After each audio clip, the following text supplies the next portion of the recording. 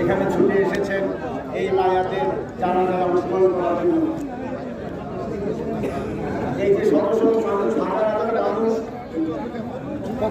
আজকে বলুন দেবদানি ভগের জানাজায় শরীর হয়ে তার প্রতি শেষ শ্রদ্ধা, তার প্রতি ভালোবাসা বাসী সেটা অনুভূত করছে।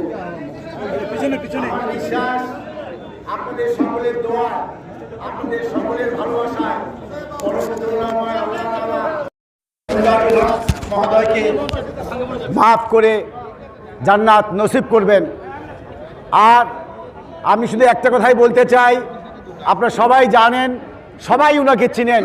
আজকে না, যুগের পর যুগ ধরে এখানে নেতৃবৃন্দ, সকল নেতৃবৃন্দ, আমাদের সাবেক দুই সাংসদ জাহিদ ভাই এবং ইয়াসিন ভাই উপস্থিত আছেন, সমস্ত দল মত, সমাজের বিভিন্ন মানুষ সবাই এখানে আছেন।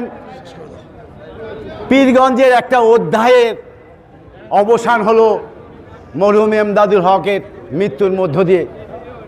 এই অধ্যায়, যে অধ্যায়ের সমাপ্তি ঘটল, সেটা মানুষের মনে, আমাদের মনে অনেক দিন থাকবে।